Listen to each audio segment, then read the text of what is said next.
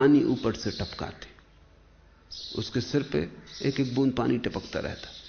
तुम कहोगे ये भी कोई दंड हुआ? तुम्हें अंदाज नहीं। 24 घंटे में आदमी पागल होने की हालत में हो जाता है, नींद लग नहीं सकती, कुछ सोच नहीं सकता, बस वो टप टप टप। उन्होंने ये भी करके देखा, अगर धार गिराई जाए तो कोई हर्जा नहीं होता। अगर सतत धार गिरे पानी की तो आदमी बल्कि आनंदित होता है, स्नान कर लेता है, उसमें कोई हर्जा नहीं होता। लेकिन वो जो टप टप है, एक एक बूंद गिरता है, वो हथौड़ी की तरह पड़ता है।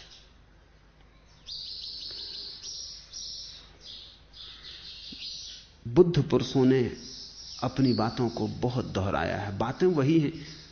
कृष्ण की पूरी गीता एक पोस्ट कार्ड पर लिखी जा सकती, जो भी सार की बातें जिनको उन्होंने फिर फिर दोहराया है। कारण है, अर्जुन सोया है। कारण कृष्ण में नहीं है, कारण अर्जुन में है। और सभी बुद्ध पुरुष अलार्म के अतिरिक्त कुछ भी नहीं है, जगा रहे हैं, उठा रहे हैं। चोट करनी जरूरी है, पहली बात। दूसरी बात, तुम्हारे जीवन में तुम खुद भी देख सकते हो कि 24 घंटे एक सी मनोदशा नहीं होती। सुबह उठे हो तब तुम कुछ जागरण के ज्यादा करीब होते हो, सांझ थके हो तब तुम नींद के ज्यादा करीब होते हो। सुबह उठे हो तब एक तरह की शुचिता, एक तरह की पवित्रता तुम्हें घेरे होती है। सांझ थके मांदे संसार से ऊबे धूल भरे लौटते हो तब एक तरह की कठोरता, क्रोध तुम्हें घेरे होता है। भिखमंगे भी सुबह भीख मांगने इसीलिए आते हैं कि उस वक्त तुमसे धार्मिक होने की जरा ज्यादा आशा है, शाम तुमसे धार्मिक होने की ज्यादा आशा नहीं। शाम तुमसे हां निकलेगा इसकी संभावना कम है, ना निकलेगा इसकी संभावना ज्यादा है। और 24 घंटे में बहुत बार तुम्हारे चित्त का मौसम बदलता है, चित्त की भाषा बदलती है। मुसलमानों में जो उनका महावाक्य है, उनकी गायत्री कहो, उनका नमोकार कहो, जिसे वो सतत दोहराते हैं,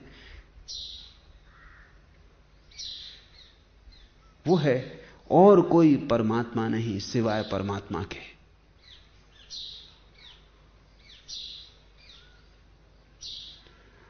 ये बड़ा प्यारा वचन है, और कोई परमात्मा नहीं सिवाय परमात्मा के। इसको मुसलमान निरंतर दोहराते, लेकिन सूफी फकीर इसको नहीं दोहराते। वो कहते हैं ये बहुत बड़ा है। समझो, सूफी फकीर कहते हैं कि हम मर रहे हैं, सांस टूट रही, और हमने कहा और कोई परमात्मा नहीं, और मर गए, तो हम नास्तिक की तरह मर गए। कोई परमात्मा नहीं ये कहते हुए मर गए। कोई परमात्मा नहीं सिवाय परमात्मा के। अब वो सिवाय परमात्मा अगर न कह पाए तो आखिरी घड़ी जवान नास्तिक की हो गई, आखिरी क्षण प्राण नास्तिक के हो गए। ये तो बड़ा दुर्भाग्य हो जाएगा। इसलिए वो कहते हैं इतना बड़ा सूत्र हम नहीं दोहराते, हम तो सिर्फ परमात्मा परमात्मा, अल्लाह अल्लाह। कौन जाने किस घड़ी मरना हो जाए। और वो ये भी कहते हैं कि कौन जाने किस घड़ी तार मिल जाएं। तो हम इतनी लंबी लकीर नहीं दोहराते, क्योंकि कहीं तार मिलने का वक्त और हम दोहरा रहे हैं कि नहीं कोई परमात्मा, और तभी वो घड़ी चूक जाए जबकि संयोग होने के करीब था। और जब हम आए इस शब्द पर सिवाय परमात्मा के, तब घड़ी ही ना हो। सूफी दिन रात दोहराते हैं अल्लाह अल्लाह अल्लाह, क्योंकि कौन जाने किस घड़ी मन सुचिता में हो, किस घड़ी मन पवित्र हो, किस घड़ी मन नाचता हो। मिलन हो जाए कौन जानता है। मिलन पहले कभी हुआ नहीं, इसलिए हमें उसका कुछ हिसाब भी नहीं है। अंधेरे में टटोलते हैं, कब द्वार पर हाथ पड़ जाएगा कौन जानता है। 24 घंटे टटोलते हैं, कृष्ण और बुद्ध और महावीर और मोहम्मद अपने शिष्यों के सामने दोहराए चले जाते हैं एक ही बात 1000 बार, कौन जाने कब सुनाई पड़ जाए। क्षण होते।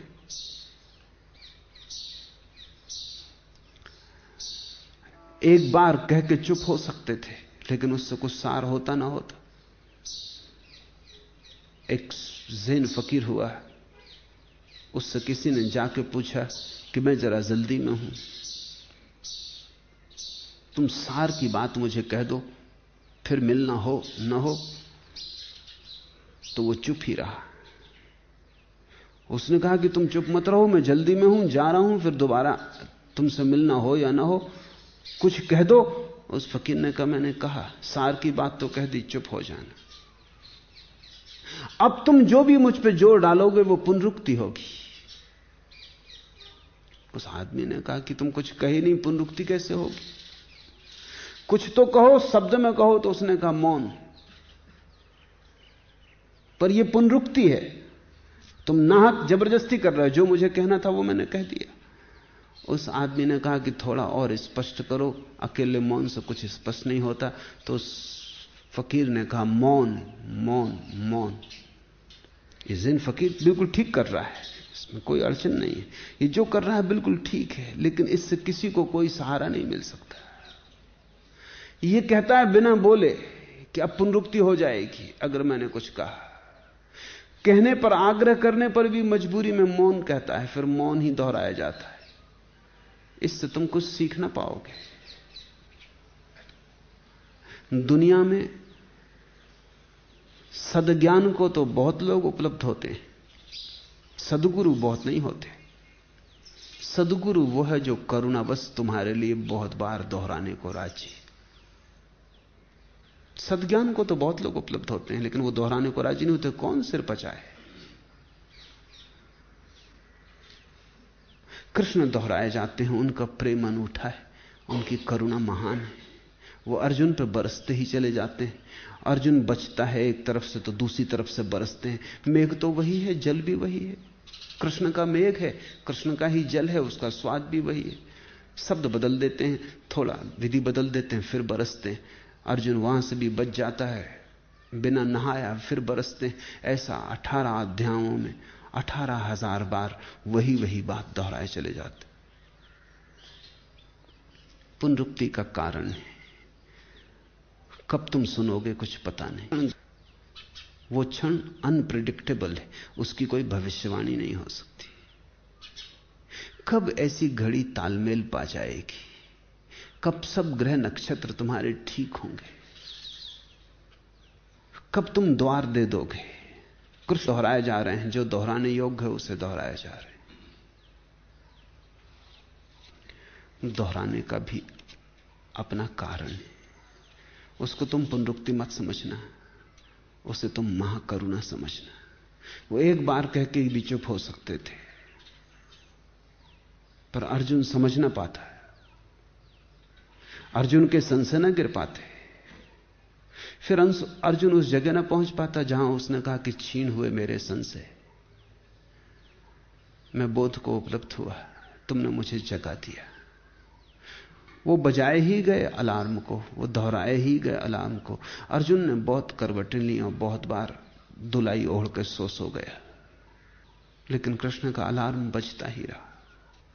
वो जब तक उठा नहीं, जब तक उसने कहा नहीं कि जाग गया हूं, जब तक हाथ मुंह न धो लिया, चाय का एक कप न पी लिया, जब तक पूरे होश से न भर गया, तब तक वो जगाए ही गए। अगर अर्जुन न जागता तो मैं जानता हूं कि अगर 18,000 अध्याय भी कृष्ण को कहने पड़ते तो वो कहते। मुझसे लोग पूछते कि कृष्ण की गीता तो थोड़े में समाप्त हो गई, आप 5 साल से बोले चले जा रहे, क्योंकि आधुनिक अर्जुन और भी गहरी नींद में, क्योंकि तुम और भी बुरी तरह सोए हो।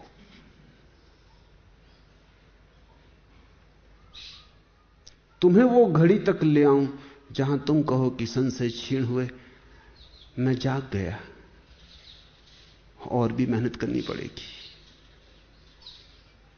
कृष्ण हुए 5,000 साल पहले, तब उन्होंने 18 अध्याय में गीता कह दी, बात उन्होंने पूरी कर दी। फिर बुद्ध हुए 2500 साल पहले, उन्होंने 40 साल तक वही दोहराया। अब तो बौद्ध